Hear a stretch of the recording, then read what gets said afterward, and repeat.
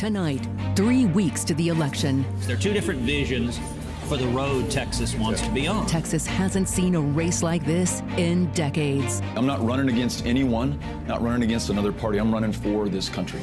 Republican Ted Cruz asking Texas voters for 6 more years in the Senate. Beto O'Rourke hoping to be the state's first Democratic senator in 25 years. Now, live from San Antonio, both candidates face to face in the Texas debate. Good evening, and thank you for joining us tonight. I'm Sarah Fergani, news anchor at KCEN 5 in San Antonio. And I'm Jason Whiteley, political reporter and host of Inside Texas Politics at WFAA in Dallas-Fort Worth. We welcome our viewers from across the state watching this debate live tonight in all corners of Texas. So let's get right to it. Both campaigns have agreed to these rules tonight. For each question, the candidate will get 90 seconds to answer.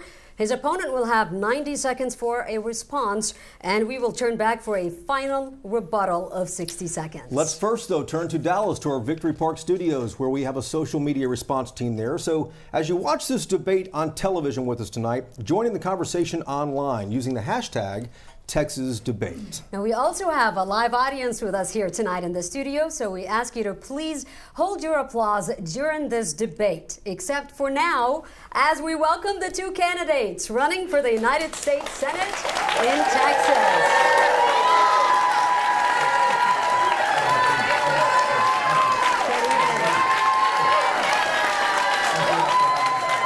Please welcome Ted Cruz and Beto O'Rourke here. Gentlemen, welcome tonight. Senator Cruz, you won the coin toss to have the final word tonight at the end of this program, so therefore we start with you, Congressman O'Rourke. Welcome to you. 21 days away from election, and there's still uncertainty about the security of our ballot boxes. And just yesterday, new cyber attacks again reported on election databases in several states. But misinformation online can be just as dangerous as so many people know. The question is, should Congress enact regulations on social media to protect voters from that misinformation? First, Jason, let me thank you and Sarah for moderating tonight's debate, KCEN 5 for hosting us, the people of San Antonio for being here, and the people of Texas for watching this and participating in one of the most important decisions of our lifetimes. Es un honor estar aquí con ustedes otra vez aquí en San Antonio. Yes, the integrity of our ballot box, 242 years into this experiment, the American democracy that is the exception, not the rule in world history, is sacred. And it's essential that we continue to protect it. It's under attack unlike any other time in this nation's past. We know, because the intelligence community has reached a unanimous conclusion on this, that the Russian government sought to undermine our democracy. In fact, President Trump's own administration announced the indictment of 12 Russian nationals who compromised the voter data of more than 500,000 of our fellow Americans. And we know they will attack us again in this election and the next unless we stand up to them now. So yes, let's protect the integrity of our ballot box, which is why I'm a little surprised that Senator Cruz has voted against the funding to protect access to the ballot box and to ensure that your vote goes to the candidate of your choice. And yes, we must also ensure that on social media, where so many of us now have become the product on Twitter, on Facebook, that we are not manipulated and that opinions that we hold are not shaped by those from other countries. So I want to work with my colleagues on both sides of the aisle, work with this administration to make sure that we do that, and every single voter can make an informed decision based on accurate information. Congressman, that is your time. 90-second response, Mr. Cruz. Of course we should do more to protect the integrity of elections. And I'm proud to have supported, number one, funding from the federal government to the states to help secure our elections. But number two, just a week ago, the Senate Judiciary Committee passed legislation that I co-sponsored called the Deter Act that would punish anyone that comes to this country with the purpose of undermining elections. We need to make sure our elections are safe and secure. Now, your question was, should Congress be regulating social media companies and what they allow to be said? I believe in the First Amendment. I don't believe Congress should be in the business of regulating conduct, because I don't think it's government's job to regulate content, rather, online. That being said, I am very concerned, and I know there are millions of Texans who are concerned, about the political bias of big tech, of Facebook and Google, skewing and silencing the voices of those who politically they disagree with. You may remember several months ago, Mark Zuckerberg, the CEO of Facebook, testified before the Senate, and I asked him a series of vigorous questions about the political bias at Facebook. Now, even though Congress shouldn't regulate the content, there are two things we should think about doing. Number one, right now, big tech enjoys an immunity from liability on the assumption that they would be neutral and fair. If they're not going to be neutral and fair, if they're going to be biased, we should repeal the immunity from liability so they should be liable like the rest of us. Number two, the giant tech companies, by any measure, are bigger than AT&T was when it was broken up under the antitrust laws, bigger than Standard Oil, and if they're abusing market powers of monopoly, the antitrust laws should be enforced. Senator, that is your time. Congressman, to be clear, he said that, yes, Congress should enact regulations on social media. Yes or no, in the remaining 60-second rebuttal here for you, yes or no for regulations on social media? Yes, I think we can have thoughtful regulations that ensure that we're making informed decisions based on facts and the truth, and we're not being manipulated by foreign powers. But it's interesting that Ted Cruz invested more than $5 million in Cambridge Analytica, which is the very company that helped to undermine our democracy, to feed false news and false opinions to our fellow Americans, to manipulate the world's greatest democracy. $5 million from Ted Cruz that funded Cambridge Analytica. He voted against supporting and safeguarding the integrity of our ballot box. And our junior senator will not stand up to President Trump, someone who apologizes for Russia, defends that country, Vladimir Putin, the leader of the country that sought to undermine our democracy. He won't stand up against him, and he won't stand up for us to make sure that our elections are free and fair, that your vote goes to the intended candidate. This is beyond party politics. This is getting our democracy back on track, and we need a senator from Texas who will do that. Congressman, that is your time. Senator Cruz, Brett Kavanaugh was sworn in 11 days ago. The U.S. Supreme Court now has 5 justices who have either directly stated or suggested that Roe v. Wade was wrongly decided. Should we prepare for changes to abortion law in this country? Well, listen, I believe that every human life is a gift from God, is a precious gift from God, and it should be protected. It should be protected and cherished. I'm pro-life. And now, the question of what will happen at the Supreme Court on Roe versus Wade or anything else, we'll have to see when cases are decided. Judge Kavanaugh, just like his predecessors, just like Justice Ginsburg, just like Justice Kagan, declined to answer those questions, and that's been the standard at the Supreme Court for many, many years. I would note, though, on the question of life, there is an enormous difference between me and Congressman O'Rourke. On the question of life, Congressman O'Rourke is at the extreme pro-abortion side. So he has repeatedly voted in favor of late-term abortions. He has repeatedly voted in favor of taxpayer funding for abortions. I got to say that that's not consistent with the views of the people of Texas. The people of Texas, and I will say especially the Hispanic community, we don't want to see taxpayer-funded Medicaid funding abortions and late-term abortions. I think that's extreme and that's disconnected. And I will note as well, on the question of judges is a massive divide between Congressman O'Rourke and me. I was proud to help lead the effort to confirm Neil Gorsuch to the Supreme Court. I was proud to help lead the effort to confirm Justice Brett Kavanaugh to the court. Congressman O'Rourke would have voted against both of them, and he wants to see, like Hillary Clinton promised to appoint, left-wing judicial activists who impose their own policy preferences from the bench. I don't think that's what the people of Texas want. We want Senator, judges and justices who will follow the Constitution and follow the law. That's your time. Thank you. Congressman, you have 90 seconds for response. Senator Cruz has a very troubling record when it comes to judicial nominations and confirmations. He supported the nomination of a judge, Jeff Mateer, who described transgender children as part of Satan's plan, believes in conversion therapy.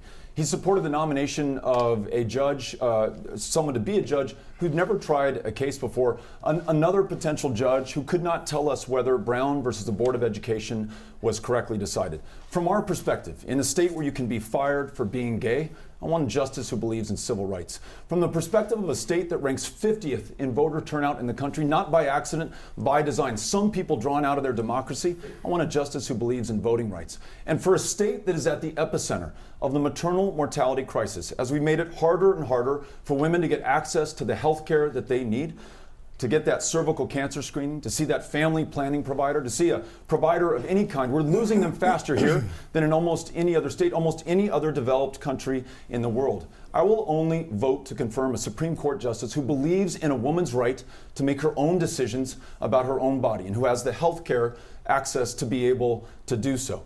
We should be able, the next junior senator from the state of Texas, to work with our colleagues, to work with the administration, to have justices who will rule in favor of people and our needs, not corporations, not special interests, not the political action committees. Those are some very significant needs that we have in Texas right now, not represented by Justice Kavanaugh. And so, yeah, this is a decision that I'm concerned about. That's your time. Thank you. Senator, in your 60-second rebuttal, what should abortion law in Texas look like? Well, you know, it's striking that Congressman O'Rourke didn't dispute his extreme record on abortion, supporting late-term abortion, supporting taxpayer funding for abortion, supporting taxpayer funding for abortions late-term, even for illegal aliens. That is, and he's voted for that. That is an extreme position. Fewer than 9% of Texans agree with him. He also didn't dispute that he opposed Justice Gorsuch, he opposed Justice Kavanaugh, and if you listen to what Congressman O'Rourke said he wants justices that agree with his own left-wing policy views.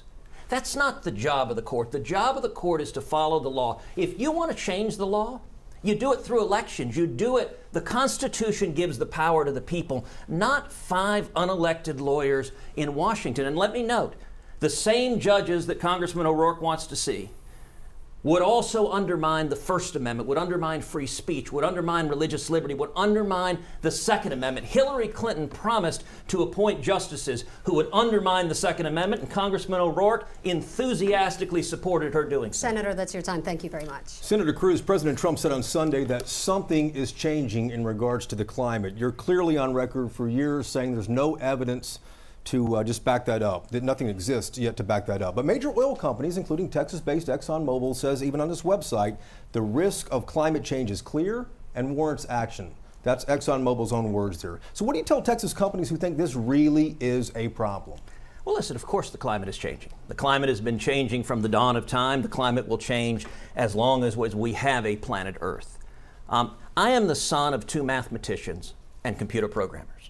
I believe in science. I chair the Science and Space Subcommittee of the Senate Commerce Committee, and indeed, in that capacity, I chaired a hearing looking on the science and data behind global warming. And we heard testimony, we heard actual science and data. Far too many Democrats approach this issue not as a matter of science. I think we should follow the science and follow the evidence, but instead what they approach it as a matter of government power. They want the power to control the economy. That has led, for example, Congressman O'Rourke to cast some votes that I think are really harmful to the people of Texas. For example, Congressman O'Rourke voted in favor of a $10 a barrel tax on every barrel of oil produced in the state of Texas.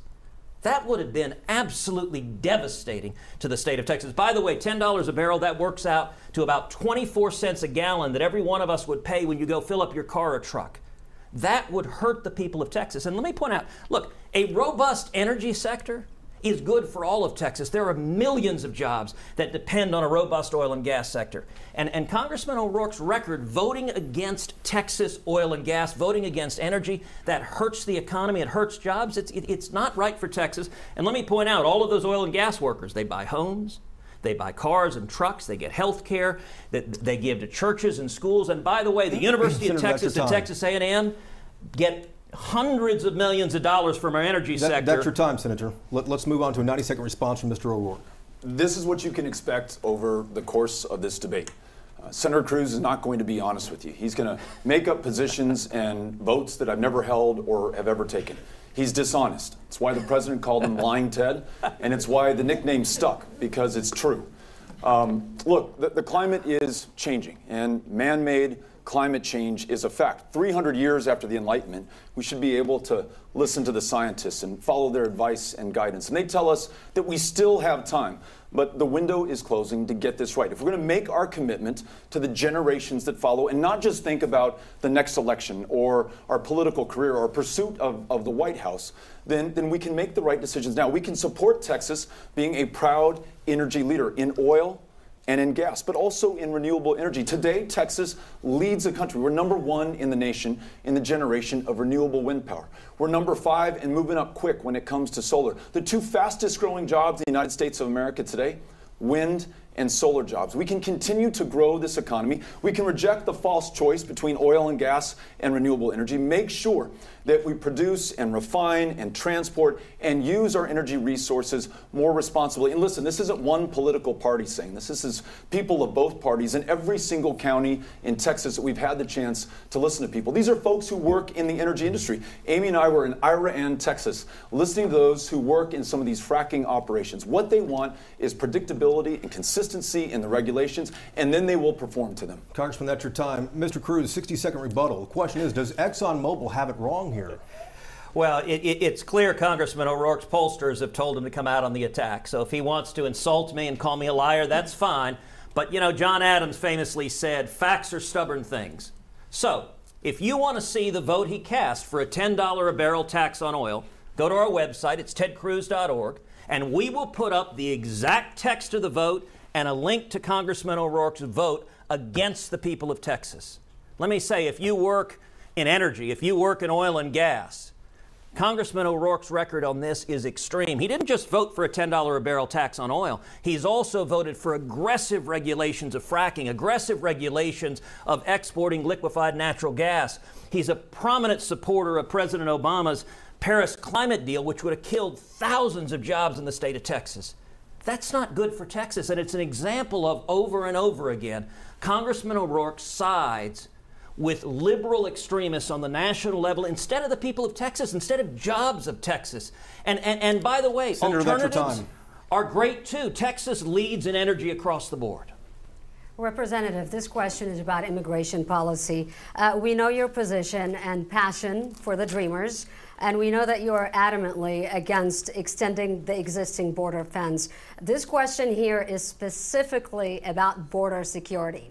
If we don't need a border wall, can you please look at the people of Texas tonight and tell them what we do need?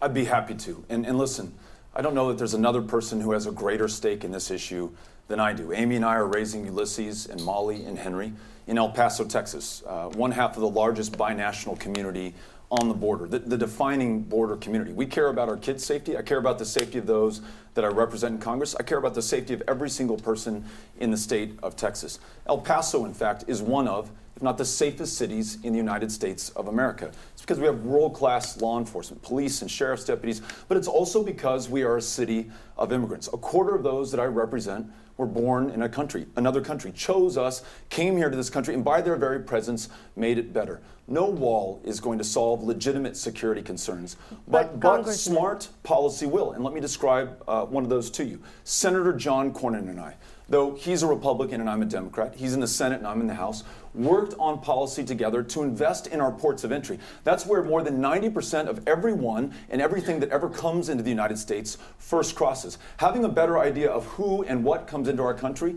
demonstrably makes us safer. And at the same time, those customs officers are able to facilitate legitimate trade and travel that's connected to more than 1 million jobs in the state of Texas. As we all know, here, the home of Toyota, trade is the lifeblood of the state of Texas. If we can make our communities more secure, as this bill did, and facilitate more job-growing trade, then we've really figured something out. And I think that John Cornyn and I have been able to do it. Republicans and Democrats working together on an issue that makes Texas better. That's your time. Thank you. Senator, you have 90 seconds to respond. So everyone should notice in his answer that he wanted to talk about trade, he wanted to talk about customs, he wanted to talk about everything except border security. And let me say, there's no race in the country with a starker divide on immigration than this race here in the state of Texas. As for me, I'm incredibly honored to have received the formal endorsement of the National Border Patrol Council, the union of the men and women who risk their lives keeping our nation safe. I will note here at this debate, I'm very pleased we have Brandon Judge and Paul Perez, both from the National Border Patrol Council. The reason they're supporting me is I've led the fight to secure the border, building a wall, using technology, increasing boots on the ground. We can keep our community safe.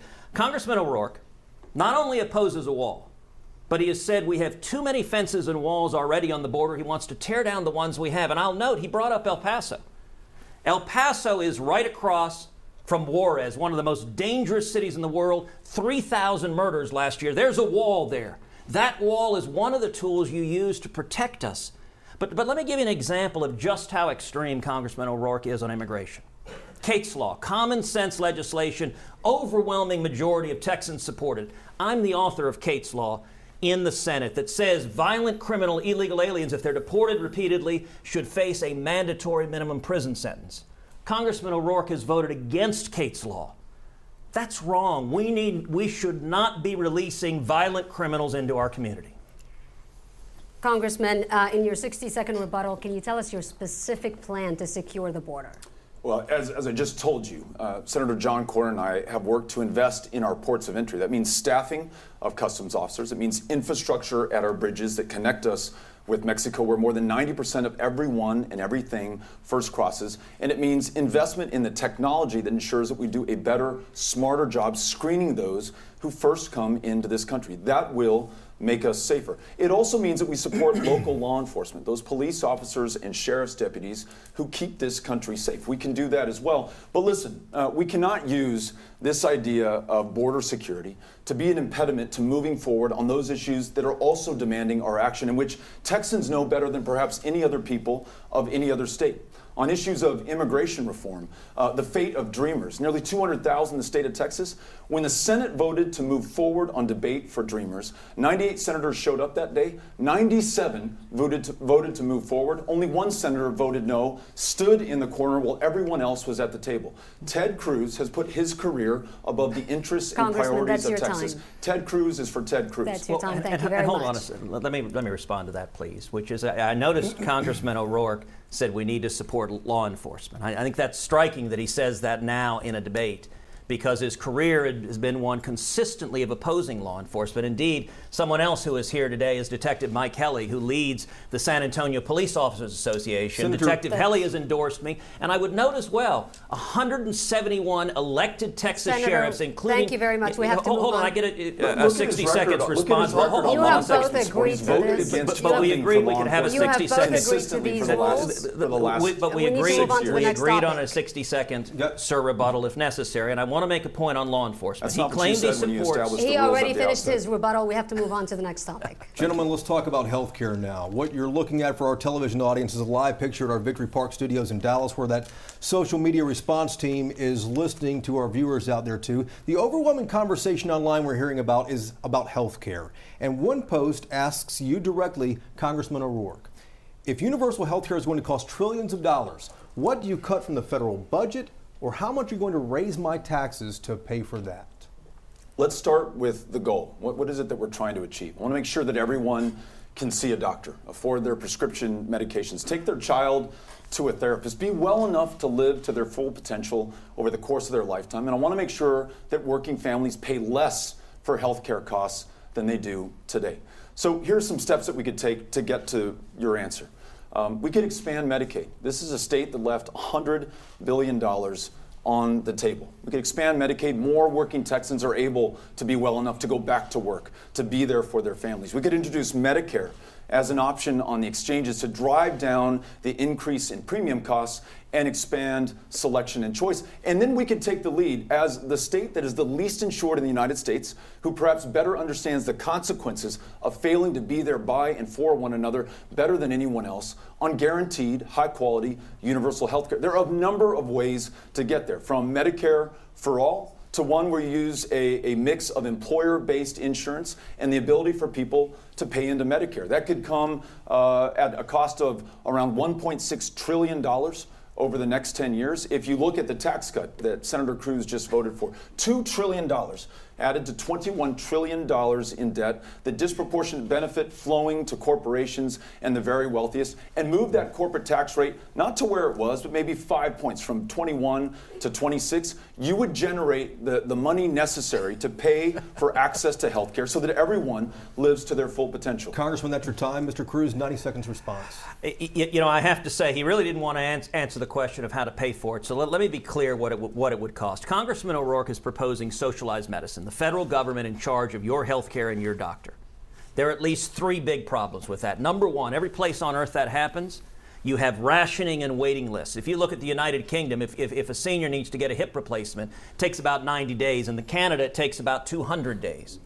But number two, the cost would be immense. When Bernie Sanders rolled out this plan, and Congressman O'Rourke supports the Bernie Sanders plan of socialized medicine, the Urban Institute, which is a left-leaning institute, scored it as costing $32 trillion over 10 years. That's $2.5 trillion in the first year. Right now, the total we raise from all of our income taxes is $1.5 trillion. So Congressman O'Rourke's plan would require tripling your taxes. He said you could do it with 5 points on the corporate rate. That doesn't even pass elementary school math. We're talking about, and by the way, his next answer likely will be tax the rich. Well, let me tell you something. If you took every person in America making $1 million or more, and you took 100% of their income, it would pay for 5 months of Congressman O'Rourke's socialized medicine. We can't afford those taxes. And third, he wants to put everyone who hasn't paid into Medicare on Medicare. That would bankrupt Medicare. It would hurt seniors. Seniors have paid into Medicare. They rely on it. And putting 200 million people, Senator including illegal immigrants, on it could bankrupt Medicare. Senator Cruz, at your time. Mr. O'Rourke, if elected in your 60 seconds rebuttal, how do you get that passed?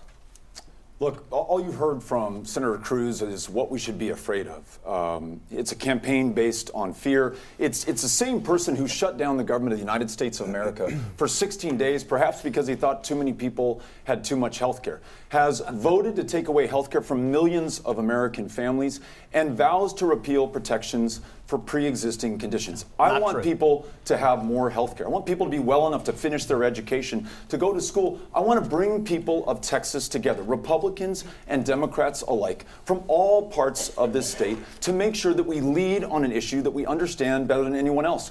In a state where the largest provider of mental health care services is the county jail system. In a state where people are dying of the flu and diabetes, in the wealthiest and most powerful country in the year 2018, surely we can do better. And I've laid out some steps that would allow us to do that, beginning with expanding Medicaid, introducing Medicare as an option on the exchanges, and then describing the goal that we want to get to, and ensuring that Republicans and Democrats alike come to the table to work on that. Congressman, that is your time. Senator Cruz, there's a lot of concern in Texas and all over the country about President Trump increasing the tariffs. Toyota says Tundra trucks produced right here in San Antonio will increase in cost by $3,000 next year because of rising tariffs on auto parts. 2 nights ago on 60 Minutes, President Trump did not rule out increasing tariffs again. So the question is, do you believe tariffs threaten Texas growth? And if so, is it time for the Senate to step in and stop it? I'm against tariffs. I'm against a trade war. Is it time for the Senate to step in and stop it? Let me answer the question. I'm against tariffs. I'm against a trade war. I have made the case repeatedly to President Trump that in trade, we should be expanding our access to foreign markets. We should be expanding the ability of Texas farmers and ranchers and manufacturers and energy to export our goods and services. If we are reducing the barriers, whether it is to Mexico or Canada or China or anywhere else, so we're selling more, that's a good thing. If we're erecting barriers and shutting down trade, that is a bad thing. This is one of the few issues on which Congressman O'Rourke and I have some common ground, in that we've both spoken out in favor of trade. The difference is that I'm able to work with President Trump and make the case to President Trump, and we have seen, for example, the President has negotiated a new NAFTA, a new trade deal that has benefits that should benefit the state of Texas, that should benefit San Antonio. Congressman O'Rourke is not able to work with President Trump, and indeed, Congressman O'Rourke is the only Democratic Senate nominee in the country who has explicitly come out for impeaching President Trump. That is extreme, and it means if Congressman O'Rourke has his way, he mentioned a shutdown. You want to talk about a shutdown, with Congressman O'Rourke leading the way, 2 years of a partisan circus shutting down the federal government in a witch hunt on the president. That's not good for the state of Texas. It's not good for our country. Senator, that is your time. 90 seconds response from you, Mr. O'Rourke. Really interesting to hear you talk about a partisan circus after your last 6 years in the U.S. Senate. Listen, if you have this special relationship with President Trump, then where is the result of that? You are all talk and no action. The tariffs that the president has levied, the trade wars that he has entered this country into, is hurting no state more than it's hurting Texas.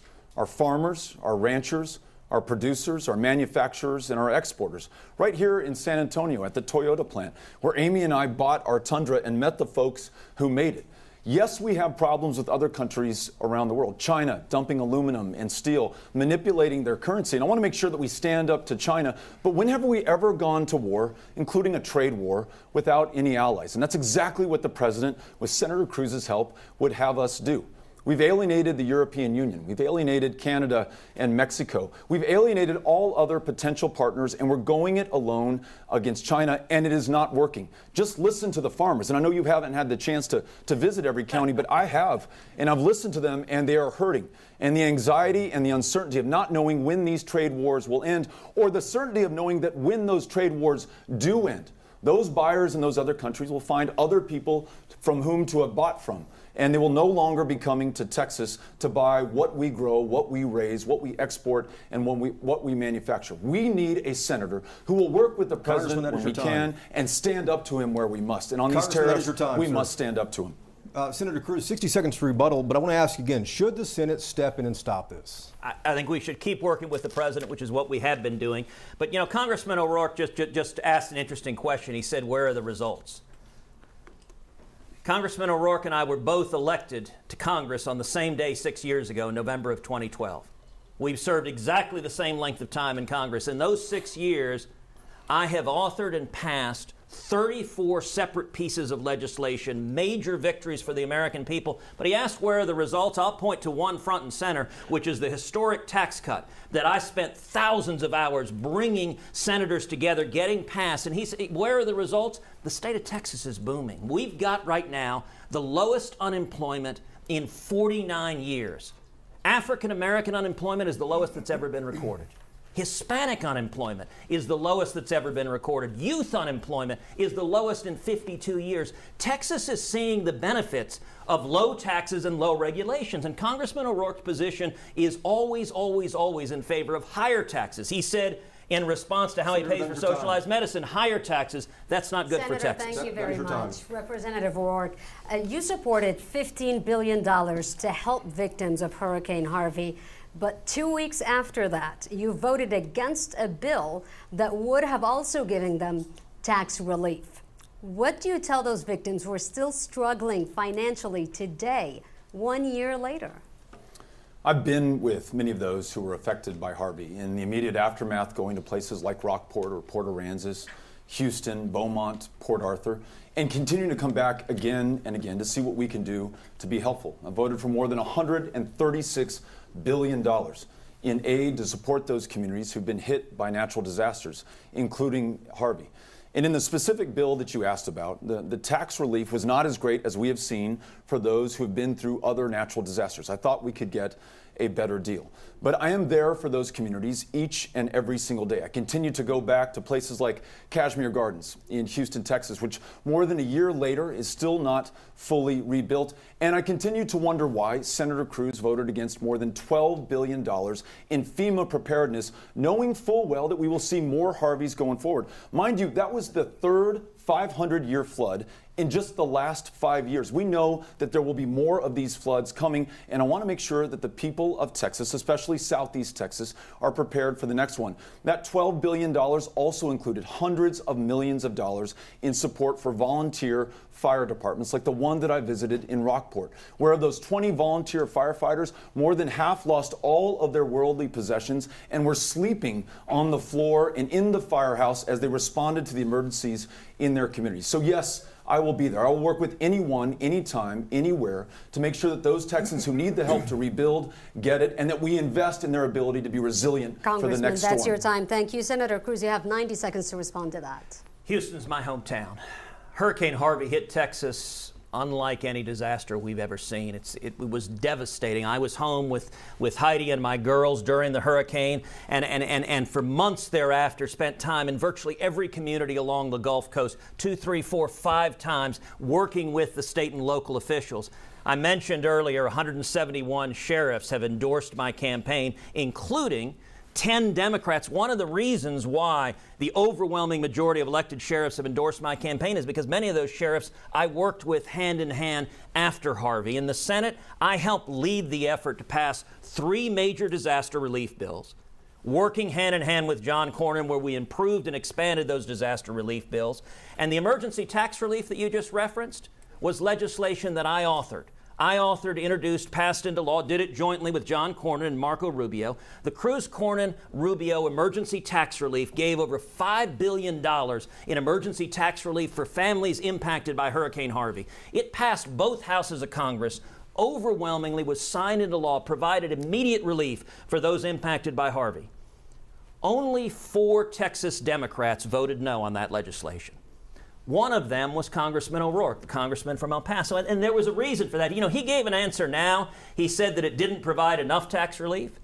That's not what he said at the time he voted no. At the time he voted no, he said the reason he voted no is that he wanted to focus on illegal immigrants instead of hurricane relief. That was his answer at the time. Representative, and that doesn't reflect Texas. Thank you, Senator. Representative, you get 60 seconds for a rebuttal. Do you regret that vote? I don't. I will always see what I can do, work with anyone, anytime, anywhere, to do better for Texas. And that was what I was trying to do. But, you know, Senator Cruz mentioned listening to and working with local leaders in Houston. I've listened to and worked with the mayor and the county judge, a Democrat and a Republican, each of whom is still waiting for $1.1 billion awarded to the local governments in community development block grant funding that has still not made its way into the neighborhoods, into the streets, into the homes, into the businesses to rebuild. They need a full-time senator, not somebody running for president who's going to focus on their needs and make sure that that money gets there. They need a full-time senator who would have been at bat for them before the storm on infrastructure projects that they had identified needed funding, but they needed a senator who was going to work for them. Army Corps of Engineer approved projects totaling in the hundreds of millions of dollars, who did not have an advocate because he wasn't in Texas, he wasn't in Houston, he was in Iowa, he was in New Hampshire. He was running for another office instead of taking care of the concerns and the needs of the people of Texas. Representative, thank you very much. Senator Cruz, a year ago this week, October 18th, 2017, you tweeted out the following statement. When it comes to the deficit and debt, it is immoral. The debt we have to turn it around, you wrote. Yet 2 months later, last December, as you just mentioned a moment ago, you voted for the Republican tax plan that the Joint Committee on Taxation, Congressional Budget Office, and many other nonpartisans say will add more than $1 trillion to the deficit. Some people see the tweet and the vote as hypocritical. Are they not? They are not remotely. I'm proud to have supported the tax cut. The tax cut is producing enormous benefits for the state of Texas and for the country. We're seeing record growth. We're seeing record low unemployment. It's benefiting 4 million new jobs in the last 2 years. And by the way, one thing that Democrats never seem to understand, if you want to pay down deficit and debt, and I care passionately about the deficit and debt, it is immoral, the deficit and debt we've racked up. If you want to do it, the only force strong enough to do that is economic growth. Now, let's go back to a little history. In the 1960s, John F. Kennedy, a Democrat, campaigned on tax cuts, cutting individual tax cuts and the corporate tax rate. He said a rising tide will lift all boats. He passed it, and the economy boomed and federal tax revenue went up. In the 1980s, Ronald Reagan campaigned on cutting taxes to get the economy growing. He passed it.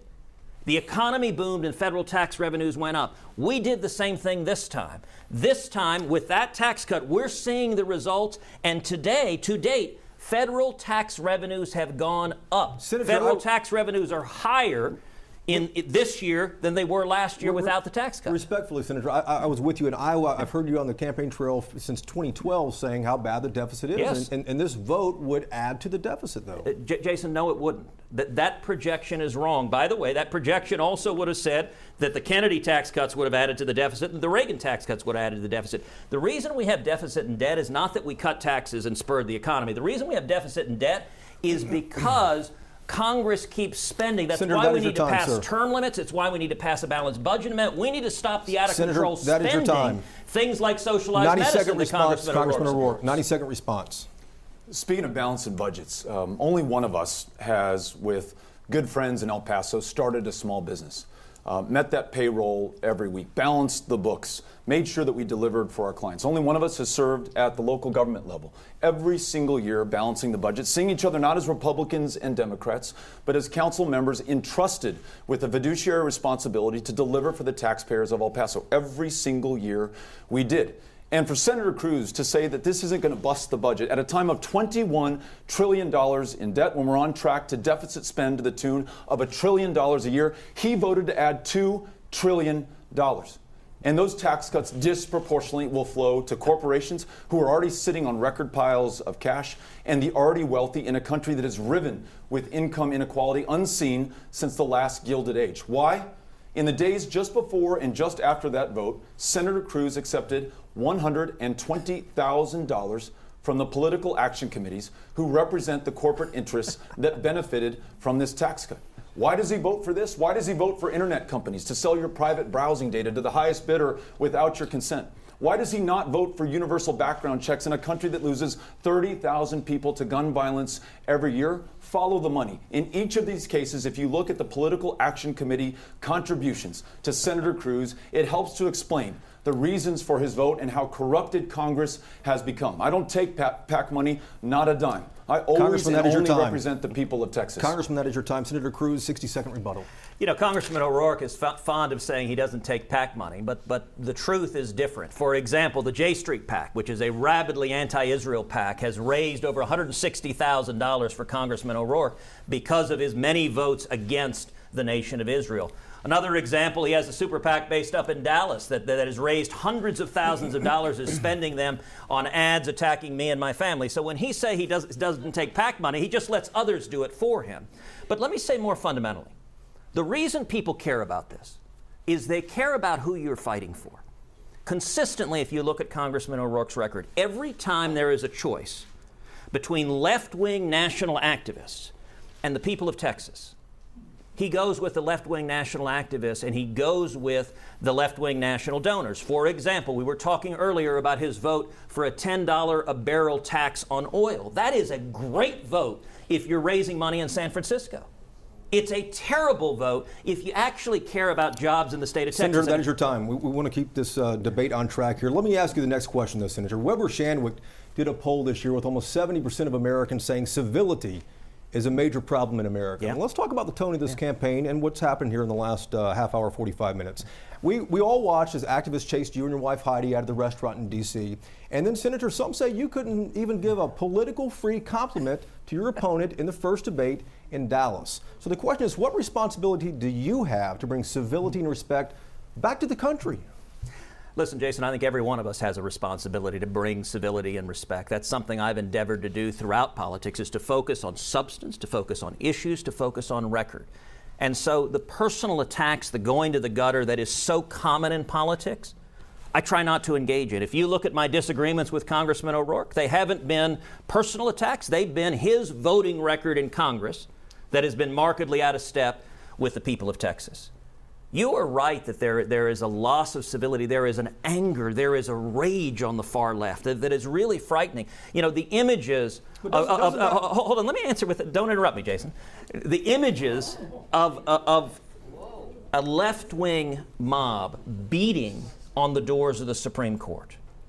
That's not good for our country. We can disagree while treating each other with respect, while treating each other with civility. I think that's important to do. We can discuss, are tax cuts good or is raising taxes good? That's a discussion we ought to have, but it shouldn't be personal. It shouldn't go down to the gutter. It should focus on actual substance. And let me tell you, I think the lowest point we have seen is the confirmation hearings for Justice Kavanaugh, where we saw Senate Democrats be willing to smear Judge Kavanaugh and his family, be willing to repeat unsupported, uncorroborated allegations and go after him in a way that I thought was shameful. It was important that that process be fair, that Dr. Ford get a full and fair opportunity to tell her story, that she be treated with respect, and she was.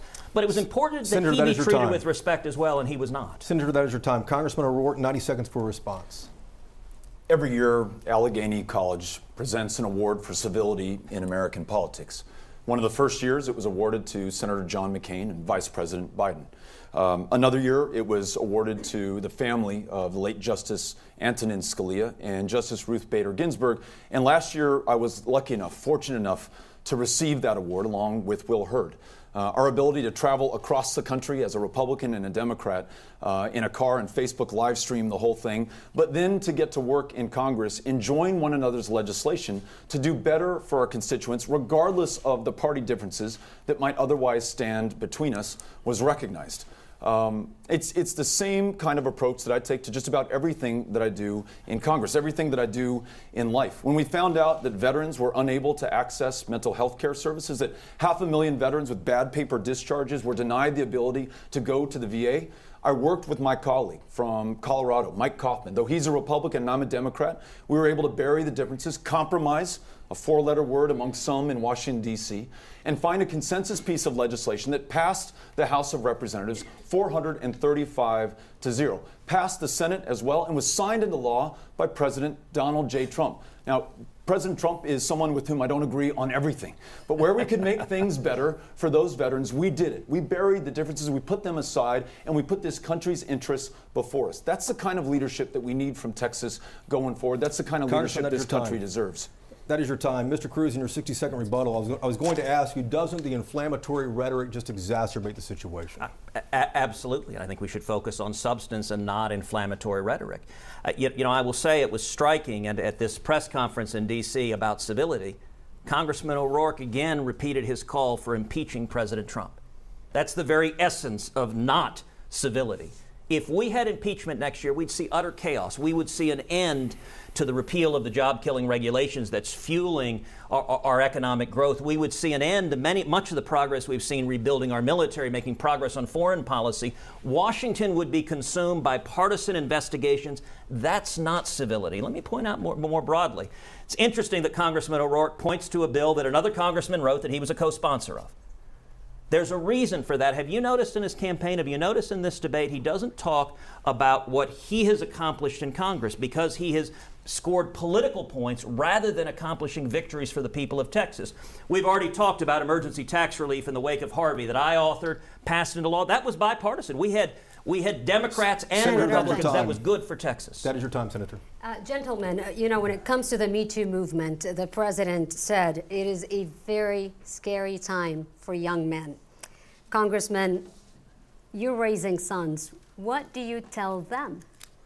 I'm raising two sons and a daughter, and I tell each of them that it's critically important that they are treated with respect and that they demand that from everyone in their life and that they treat one another and everyone in their life with respect. I'm very grateful for the leadership that we have seen across this country in positions of public trust in Congress, in people at the neighborhood level, meeting the challenge of this moment.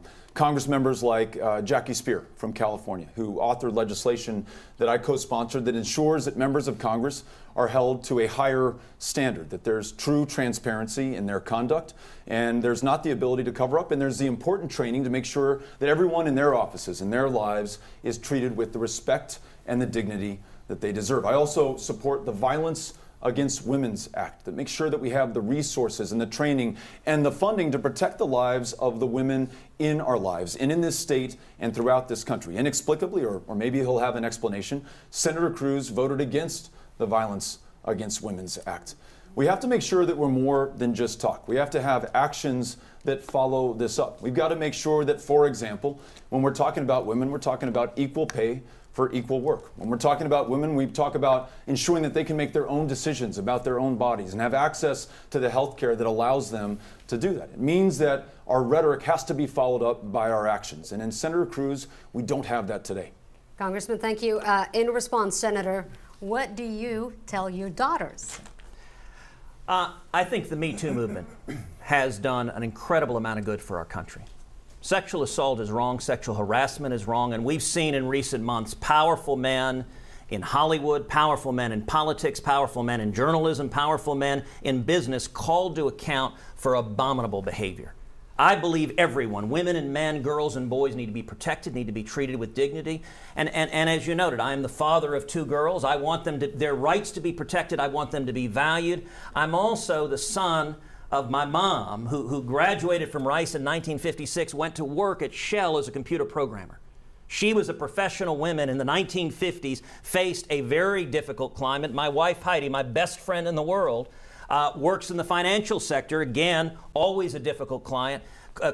We need to protect everyone's rights. And let me tell you, when it comes to stopping sexual assault and when it comes to dealing with those who commit them, before I was in the Senate, I was the Solicitor General of Texas, the chief lawyer for the state in front of the U.S. Supreme Court.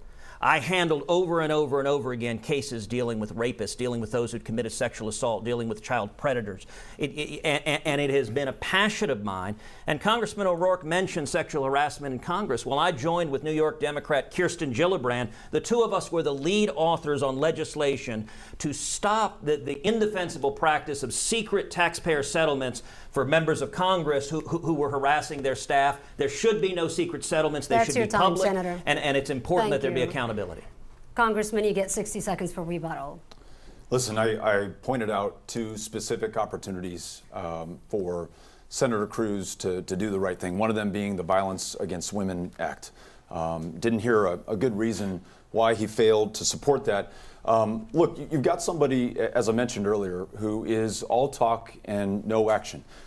You've got somebody who left the state of Texas within a year of being elected to represent all of us to run for another office. Hasn't been to all the counties of Texas, but has been to all 99 of Iowa. Has missed a quarter of the votes in 2015, missed half of them in 2016. There's only one other senator from either party over the last 25 years who has a worse record on bipartisanship. In other words, Ted Cruz has a harder time working with members across the aisle than almost anyone else to get anything done. So if he's not showing up in Texas, if he's not showing up in D.C. to vote, who is he showing up for?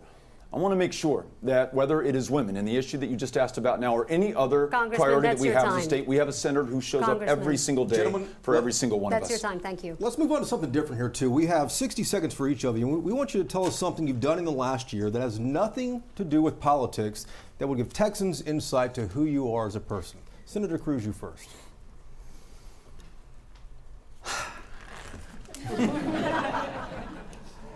Look, I will say the hardest thing about being in this job is being a dad.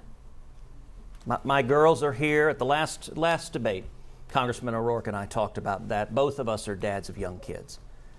And it is tough. It is tough. Our girls are 7 and 10. Monday morning leaving is really hard. Last year I helped coach Caroline's girls basketball team, the 4th grade basketball team. The basketball practices were Sunday afternoon, so I was able to be at the practices. As Caroline will point out many times, in the course of the whole season, I made it to one game. That's not okay with her. By the way, one of the games that I thought I was going to make it to was going to be a Friday night game. I was planning to come back. It was the night of the vote on the tax cut. And so I was in the Senate, and I had to call home and say, Caroline, I'm sorry, I've got to be here to vote on this. Let me tell you, for a 4th grader, the fact that you're voting to cut taxes is not an explanation for why Daddy is not at the game. That's really a hard thing. Being a dad, part of what we do, we call on FaceTime, and we try to carve out every Sunday for the family. But that is hard, Senator, and I take being a dad really seriously. Senator, thank you for sharing as well, too. Congressman O'Rourke, 60 seconds. I think much of what Senator Cruz just said resonates with me. We've spent the better part of the last 21 months on the road campaigning in every single county of Texas. Don't get to see my kids as much as I want to. Know that Amy takes on the lion's share of the burden with a child who's just entered 6th grade, another who's in 5th, and Henry who's in 2nd. Every now and then we get down in the basement where I have a drum kit that ostensibly was purchased for Henry, but really was for me. A PA and an amplifier, and me and the kids will rock out, and Amy allows us to do that for a little while. We go to Ulysses travel baseball tournaments. The last one was in Las Cruces. I've had them in Alamogordo as well. Just went with Molly, who is nursing back to life a blind squirrel that was picked up in East Texas, dropped off in El Paso at a wildlife animal rescue run by Miss Julie. Got to meet this blind squirrel who's slowly regaining its sight. Henry, one of the best parts of my day is when I am at home, getting to walk him to school and just talking about what he dreamed about the night before and what he's into this day. So with very little time outside of the campaign or my official job, I spend it with my family. Congressman, thank you for sharing as well, too. We've asked you both a lot of questions tonight. Now we want to let you guys address Texas voters directly. You both get 2 minutes for closing statements here. As we mentioned early on, a flip of the coin gives you the final word tonight. Senator Cruz, Congressman O'Rourke, you're up first. Listen, I just want to thank you each for moderating this debate, everyone who has been here to witness it, and all those who've made this campaign in the election of our lifetime possible. I was talking to Amy tonight about this moment that stayed with me after I first met Secretary of Defense Jim Mattis.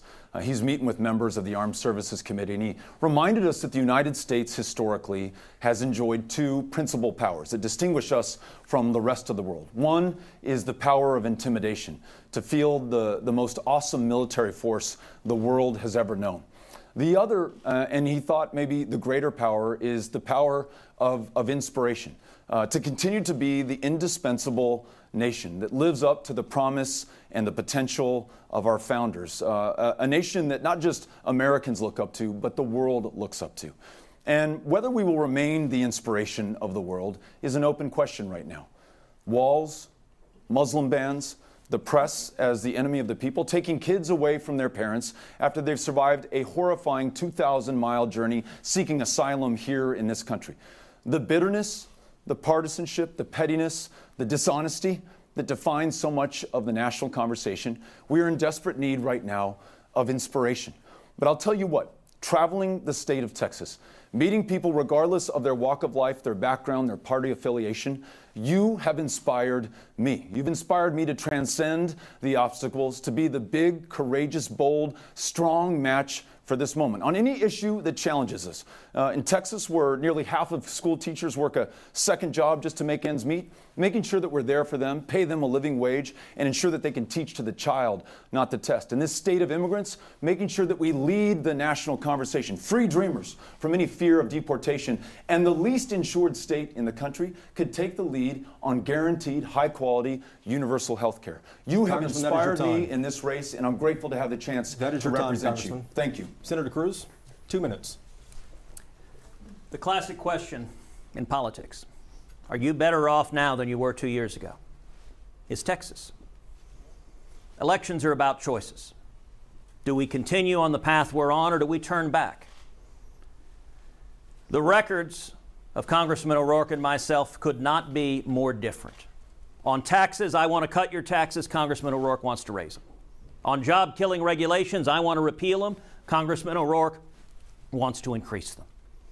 On Obamacare, I want to repeal Obamacare, reduce premiums, protect pre-existing conditions, and expand access. Congressman O'Rourke wants socialized medicine, the federal government in charge of your health care and your doctor, which, among other things, would threaten to bankrupt Medicare.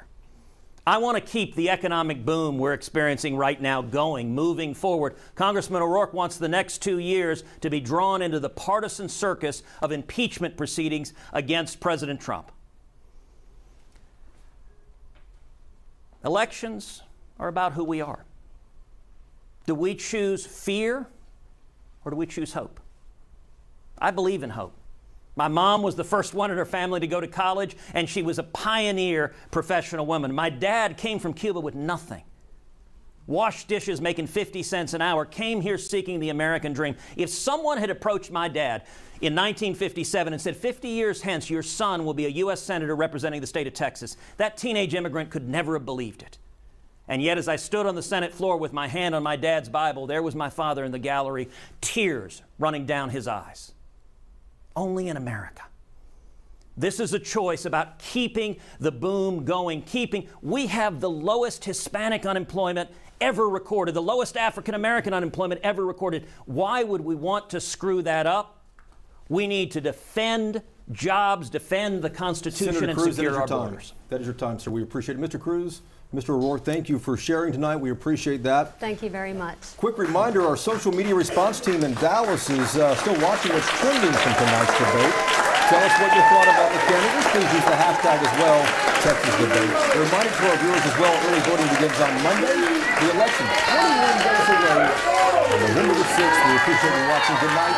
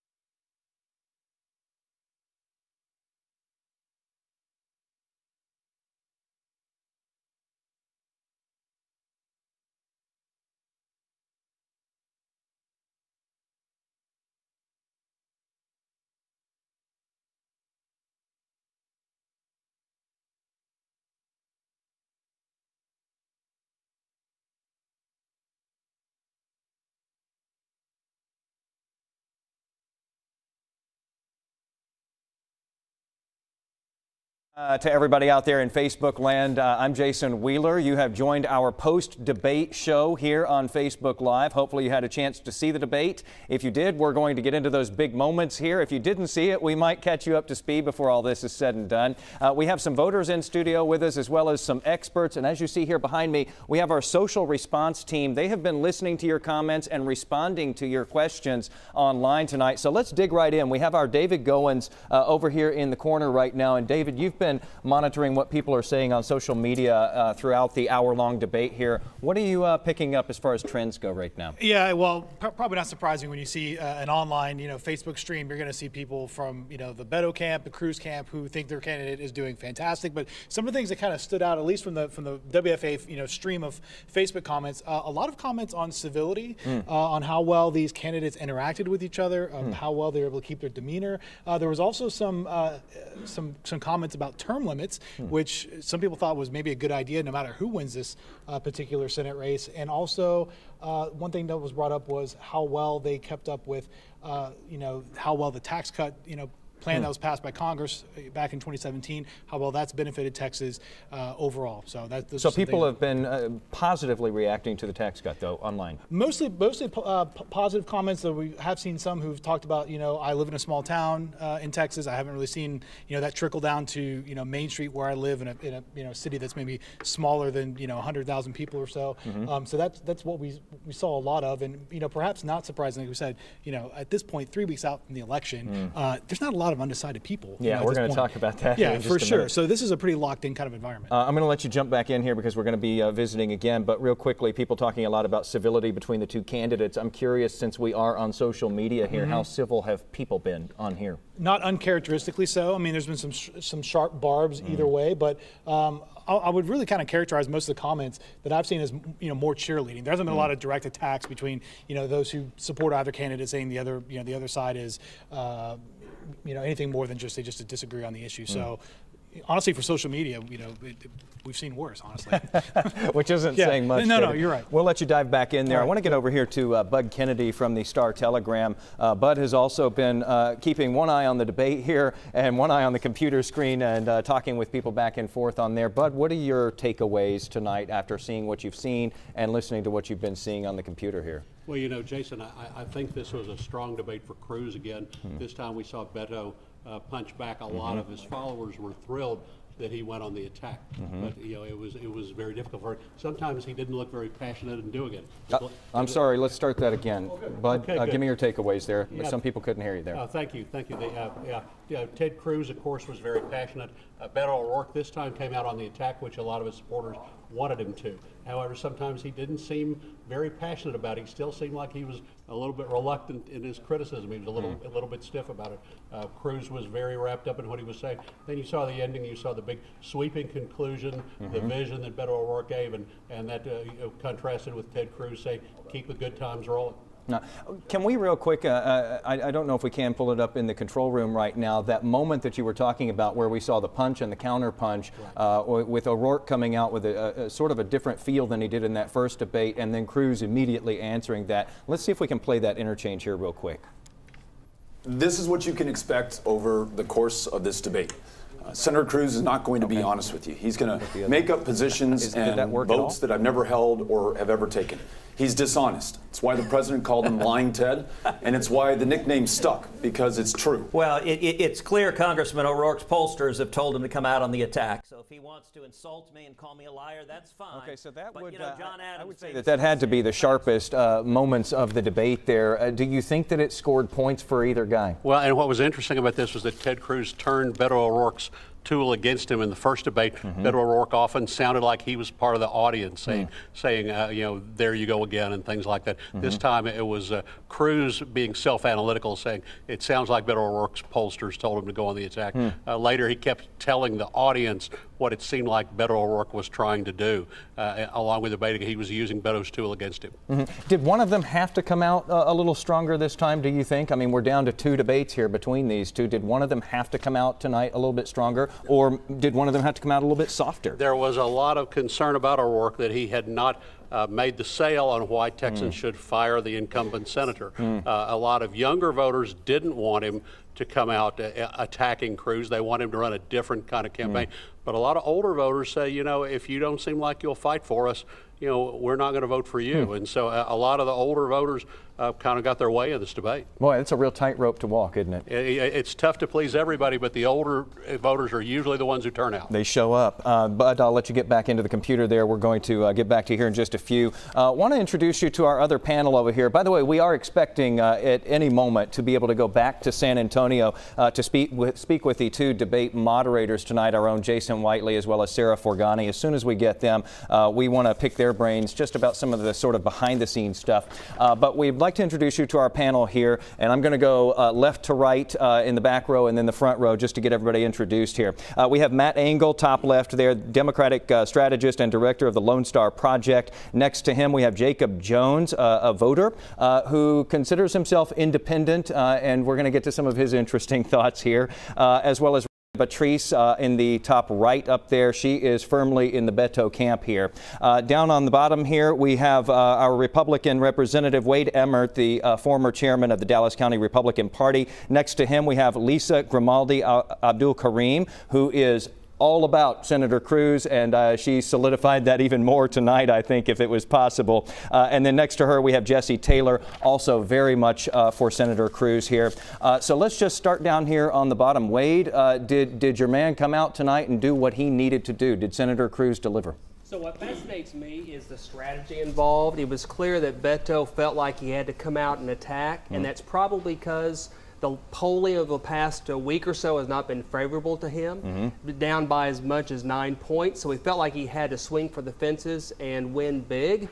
I don't think he did it. He had some good moments, but I also thought Ted Cruz appropriately countered some of those moments and had some home runs himself. So to overcome those polls, then, did Beto O'Rourke need to come out even more aggressive than what we saw tonight? I think he had to come out smarter, I thought he had some good moments, but I thought overall Ted Cruz had a very good showing, and you know, when you balance the two, there was not a huge win for Beto. Rania, I saw you up there going up to the top right here. I saw you back there taking a lot of notes during the debate, and I really saw an expression, and I'll ask you which note stands out to you the most, but I really saw an expression when Senator Cruz was talking, and he talked about the fact that he's tried to stay away from personal attacks in this campaign, and I just saw you sort of throw your head back. What are your thoughts tonight after what you saw for the past hour? It would be funny if it weren't so absurd. I don't even want to repeat the ads because they are such blatant lies, and I don't want to repeat the lies on air or on camera or anything because that doesn't help anything. But it's just very, very interesting to me that he can say with a straight face that he stayed away from the criticisms and the attacks and this positive and whatever terminology he used, when anyone, I feel like, who's seen a lot of his attack ads can pinpoint all the different inaccuracies and falsehoods that are out there. Well, let's skip up front to Jesse here. Jesse, you're an interesting case study because for a lot of your life you didn't necessarily vote reliably Republican. You were telling me you made the switch about 4 or 5 years ago. You did elect Senator Cruz for his first term, and you feel like he did a pretty phenomenal job tonight. How have you felt about his first term? I'm pleased with his first term. And when it comes to Beto, I get it. Especially coming from my community.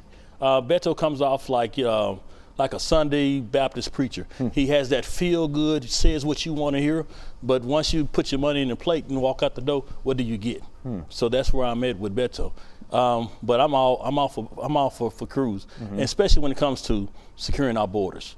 I mean, when illegals come here, what community are they coming into? I'm pretty sure they're not moving into Senator Beto community. They're moving into communities that look like me. So I'm all about Cruz. You mentioned that Beto O'Rourke is a smooth talker. He's a smooth talker. Did he say anything tonight that you thought, that sounds pretty good to me? Nothing that I haven't heard prior. Like I said, you put your money in the plate, what do you get after you walk out the door? So that's where I stand. I got to go next to you to Lisa here. Lisa, Jesse's saying that Congressman O'Rourke is a smooth talker and says some things that sound really good. I get the sense from you that nothing he says sounds very good. I'm not buying it, and I believe that's why Cruz is debating Beto right now.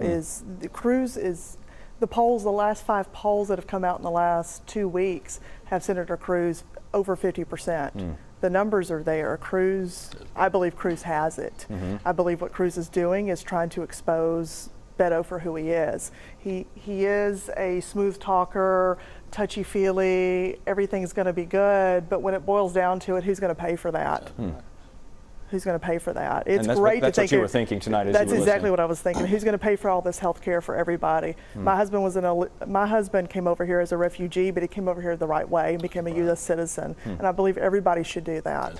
Let's go to the back here. Jacob, as I spoke about when we introduced everybody, you're sort of an interesting one as well because you generally lean independent. You were telling me that with fiscal policy anyway, you tend to agree with a lot of the things that Senator Cruz agrees with, but you were telling me you've been steadily leaning more toward O'Rourke.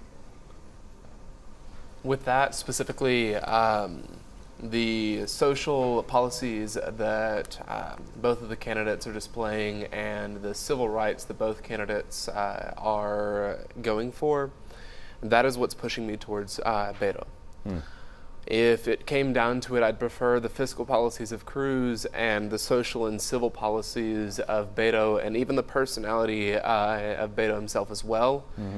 And the combination of that, and whenever it comes down to who I want on a national level, I would want someone who is fighting to make sure that civil liberties are addressed just as much as fiscal policy, even if I will disagree with almost every single fiscal policy that Beto is putting forward. Well, that's an interesting thought there. And of course, you can't have a combined candidate, you know, when you go in there to choose on election night. And I'm just curious, you're leaning toward Beto. Could you change your mind between now and when it's time to vote?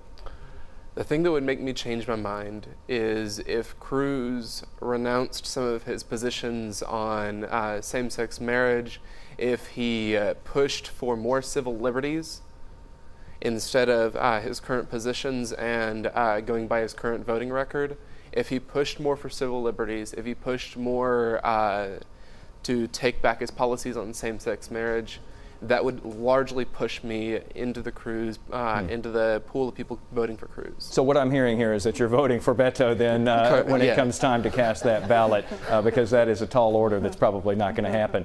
Let's talk with Matt Engel now from the Lone Star Project. Matt, we were hearing over here from Bud saying that basically O'Rourke needed to come out tonight, swinging perhaps more so than in the first debate, at least among some voters who want to see that aggression in him, maybe the older voters. But he made a good point that the younger voters want him to continue running this different kind of campaign that he has been trying to stand by as he's been going through the past couple of months. Did he walk the tightrope right tonight? Did he do what needed to be done, or would you have liked to have seen more of something? Actually, I think he did pull this off, although I'm not sure he did it in the way he intended. I think these debates become less point-counterpoint if you just scored it on that. Cruz is an experienced debater. He's done dozens and dozens of debates, so he'll make the point-counterpoint. He knows how to frame an attack, and he's always in attack mode. He kind of he drips with insincerity and then attacks. And whereas Beto has an earnestness about him, and even when he attacked a little bit, you could tell he wasn't particularly comfortable with it, but I think that does really emphasize the fact that he's earnest, he wants to change the culture, and for him to win, he has to appeal to voters who want to change the culture in Washington. And everything through that debate said that Ted Cruz will keep the division going. He's been a part of it. That was what he was all about his first 4 years in the Senate. And Beto makes it clear he wants to try to heal those wounds. That's what he's got to get voters to think about when they're going to vote. All right. I want to pop down to San Antonio again right now because, of course, that's where tonight's debate took place. And we've got the moderators standing by to talk to us right now, our own Jason Whiteley, as well as Sarah Forgani from KCEN 5 there in San Antonio, our sister station there. Thanks, both of you, for being with us tonight. Contentious debate, but everybody got along pretty nicely there. I wanted to get your takeaways from this tonight because both of you saw the first debate that happened a little while back. This is the second one, and really it's going to be the final one before voters make up their minds here. Did you notice differences between the two candidates tonight versus that first debate? You know, Jason, I'll start out here too, and forgive me because I don't know where you guys started with the conversation a few minutes ago. Sarah and I just walked in here and plugged in, but I thought one of the biggest differences is going into this, I really expected Beto to be sparring a lot more, interrupting Senator Cruz. That's not necessarily who he is and what he has campaigned on over the last 2 years, but I think at this point in the campaign, he likely needs that. With polls showing he is 7, 8, 9 points down as we're 3 weeks out. He needs to do something, I think, it appears, according to polls, in order to, push himself forward and get those undecided voters, get those women in the suburbs who might be voting Republican. So I was a little surprised that he didn't, even though he attacked really early on in the first question, surprised he really didn't show a little more teeth with Senator Cruz. Sarah? See, I actually thought it was interesting. There was a point where I thought Representative O'Rourke this time around came out a little bit more aggressive. I mean, at one point, he looked directly at Senator Cruz and he said, "You are dishonest. You are not an honest person." And he said, the president has called you lying Ted for a reason. So I thought it was interesting how this time around he came more with an attack than I thought I saw in the other debate, the first one. That's a good point. That was at 8:14. It is, one of the first comments that I wrote down. He did say that. He's dishonest. The president even called him lying Ted. I think he said that maybe in the first debate as well. It's something I think he's used once or twice. He clearly was on the attack tonight, but I felt like I expected a tad more of sparring and a tad more interrupting. I qualify that with I know that's not what he has been campaigning on for the last 2 years. But at this point, we're 3 weeks out, and something's got to move in the polls. As a matter of fact, I thought, too, it was interesting toward the very end there. There was actually a few moments where there was some levity. They both looked at each other and smiled and, shared a few laughs. Yeah. And I thought... No, go ahead, Jason. I think you're going to ask something. I was going to touch on that actually, Sarah. What you're talking about there, the sort of the humanizing moments there at the end. It's almost as though we see two totally different people standing there compared to what we've been watching for most of the hour there. I wonder how impactful that is with voters, though, because we were running some questions along during the debate at the bottom of the screens and asking people to weigh in. And the one that was the most lopsided was, will this debate change your mind? 96% of the people who answered said no. 4% said that they could have gone into this tonight with an open mind and maybe changed their minds. These two candidates probably have to know that a lot of people have made up their minds at this point. And so really tonight, aren't they just speaking to their bases out there and trying to get them fired up to get them to the polls? Yeah, there aren't a lot of undecideds in this race, clearly, as polls have shown, but that's the bottom line. Can Congressman O'Rourke flip some of the suburban women who would likely vote Republican, who have voted Republican in the past? That is what his campaign is really trying to do. It's really trying to get those younger millennial voters to the polls. They're hard voters to get to the polls, but I mean, look at the rallies he has had. The number of people he has had at rallies in red counties in this state. And he again talked about how he took a jab at Senator Cruz about how I know the senator hasn't had a chance to get to talk to farmers in a smaller town, because the congressman's talking about the 254 counties that he has visited. Some interesting moments, and as you were about to mention too, the genuine moment tonight I thought was Senator Cruz. He had it when we asked the question about forget politics, tell us something about you in the last year. And he paused for a moment. And he got emotional, actually. He did. He kind of softened up quite a bit. I mean, we went in the whole debate, and he was just, fired up one question after the next. And then we get to that, and you could see he just pauses and then softens up. And it's interesting because I was just reading a Quinnipiac poll, I believe, survey said that a lot of women tend to lean toward O'Rourke, and a lot of the men are leaning toward Cruz. Right. So I wonder if this sort of plays in his favor when he just kind of, stepped back for a minute and really showed us that he's just a man. He's the father, to daughters, and he just wants to be part of their family, a family man. And you know, listen, Jason, I've talked to these guys quite a bit. It's hard to throw them off, both of them. These guys are pros at what they do. They know their positions. They know what they believe in. And that was a moment in the debate, probably, 8:50 or so, that really kind of made them pause for a moment. You know, Beto O'Rourke said something about his 5th, 6th, and 2nd graders and the drum kit that they have downstairs, the PA and the amplifier, and how they go down there and jam out. And Mrs. O'Rourke kind of allows that. We heard the emotional moment from the senator as well, talking about how hard it is to be on the floor of the Senate on Friday nights when his daughter is waiting to have him in the stands at the basketball game. Jason? Yeah, I have to say that, you mentioned that we've heard so much from both of them, and you almost know how they're going to answer on a lot of things, and I did feel the same way, Jason, that it feels like they both kind of went back on their heels there when they were asked about a non-political question, and whether you have your mind made up or not, and it sounds like most people do, it was kind of refreshing just to get to that point in the debate and to be able to see these as two people who have very different views of where this country should go and where this state should go. I want to say that you all are both very good timekeepers, by the way, because it is difficult to get in there. And I think at one point we heard some groans from the audience, Jason, when you were basically told not to interrupt there as he was going on. And I want to ask this because in the beginning it seems like we had this fantasy of 5 and maybe 6 debates. Well, it got whittled down to 2 here, and it seems like these two men have so much to say. It's kind of a surprise that they didn't agree to face off more times. Yeah, Beto originally wanted 6 debates back in March or April. Ted Cruz took a little while, but he responded with 5 debates. They couldn't agree on the first Dallas debate. It finally happened. Then they had the issue with the vote on Kavanaugh, which postponed and essentially eliminated the Houston debate.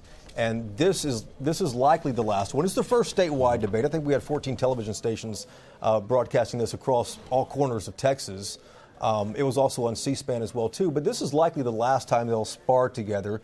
There's a chance, as you all likely know from watching the news, that they might get together Thursday night down in the Rio Grande Valley on CNN. It's an appointment that the senator said he couldn't make, and now he said he can make. But CNN says, hey, you declined it already.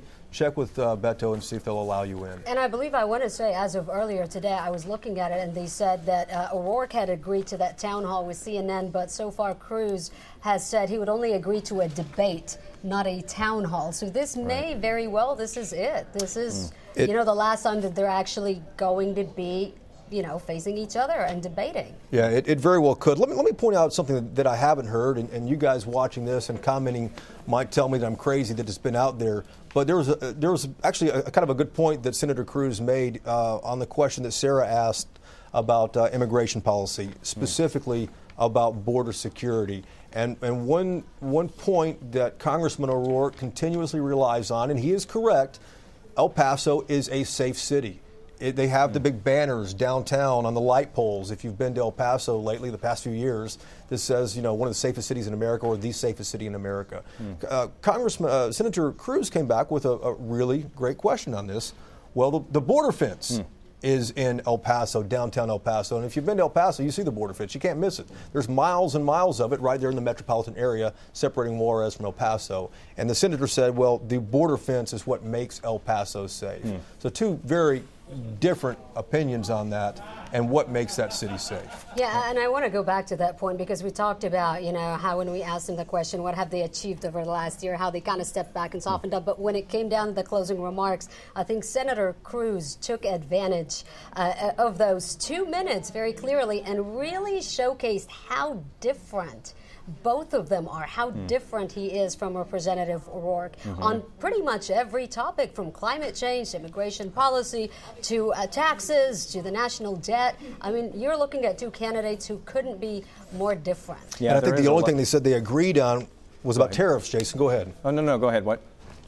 Oh, the tariffs part. No, I think the only thing they said they agreed on was about trade, but not about tariffs and whether the Senate should step in and stop what President Trump is doing, trying to balance out trade agreements. Yeah, otherwise there couldn't be more of a contrast between these two. Nobody should have any trouble being able to discern which one they like and don't like, because they are very different from one another. Jason Whiteley and Sarah Fergani, thanks for being with us here on Facebook Live, and great job tonight. I know it is a thankless job to moderate a debate, especially in this political climate we have these days. I want to turn to our social response team over here real quick once again. We have Alicia Ibrahimji over here who has been on the screen all night here, and you have something you'd like to pass along to us here. Yeah, definitely. So we're asking, you see on the screen on Facebook Live, we've been polling people, who do you think won this debate?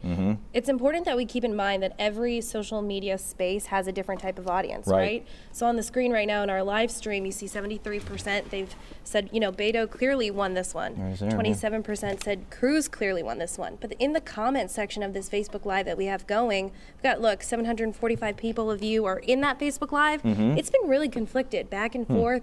Just as soon as I see a Cruz comment, I see a Beto comment right away. But yet the vote isn't showing that here. But, again, we do have to qualify. It's never scientific when you're just taking a quick poll on social media. It just happens to be who's going to take the time and click one or the other. Right. So I tweeted this out as well. We've retweeted this on the main account. Okay. Similar numbers here. So it's kind of backed up. You were mentioning platforms can be different. This is on Twitter now. Exactly. So I think that's really important to know, that different platforms, different audiences, but still similar numbers here. 70% saying Beto clearly took the cake on this one. 30% said they think that Cruz did. And that's 826 of you on Twitter voting. I will say this, though. It's been interesting. I'm sure even after we finish this, we're still all going to be attached to our screens, right? There's so many things that people are saying on the various topics that were discussed.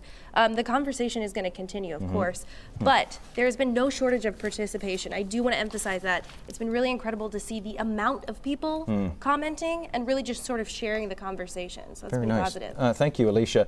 We wonder about that participation when we talk about people getting on social media and making their voices heard there. Does that translate over, though, over the next couple of weeks when we get into early voting, and then when we get to Election Day, of course?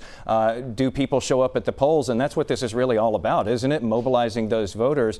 Ted Cruz has maintained this pretty decent lead, Wade, but he can't take anything for granted at this point either.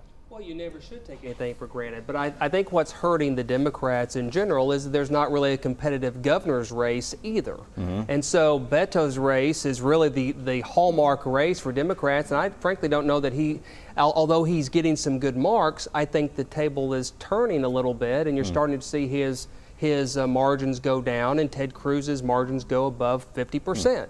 As we sit here today, only 1 in 50 likely voters have not decided who they're voting for in this race. So the reality is, this race, I think, is already decided. It's just a question of getting folks out to vote. And I think the Kavanaugh confirmation hearing has told Republicans, you better get out to vote or things could change. Matt, let me take you back over to what she was just talking about these, again, unscientific polls, because it's on social media, it's spur of the moment, people picking a winner, and we have no idea who's on social media at any given time. Does it make you feel good that you're seeing the Democratic candidate here in overwhelming numbers in these social media polls anyway, doing well tonight as the winner of the debate? Honestly, it doesn't surprise me. I thought, just in watching that debate, that Beto came across as the earnest, positive person who wants to make a change, whereas Cruz, it's just his style. It's just he can't help it. He comes across as always in the attack mode. There's a dark presence to him. If that was an audition for a movie, Cruz would have won the role as the bad guy because he plays that part. Last quick thing here, because we're wrapping up now. We have our 2 Cruz supporters sitting up front, our 2 Beto supporters sitting behind them. Show of hands, how certain are you that you will be voting and that you will be pulling as many of people from your circle as you can get to make it to the polls as well? And I'd like to say Cruz is doing a Trump, they're doing a rally on Monday down in Houston. There's a group of us going down there, so I think that's going to really fire up Republican voters. But both sides, and Democratic voters. But both sides here feeling good tonight. Yes. Yeah. I also think it's really important to point out that most polls are polling consistent voters, and I understand this is something everyone gets excited and hangs their hat on, but it is always going to come down to turnout, and if young people show up, there's going to be a disappointed GOP. That's those millennials that we were talking about. Thank you all for sharing your thoughts and opinions tonight. I got to get back over here because we're about to be out of time here because we got to move everything out so that we can do the 10 o'clock news on WFAA TV here in just a little bit. We want to let you know we're not totally dismantling these things, though, so if you want to keep that conversation going on social media, we know that you have a lot to say. Keep it coming here, and thanks for being with us tonight. This is a great exercise in democracy to hear all of these different voices. We really appreciate it. More coverage tonight at 10 on WFAA TV.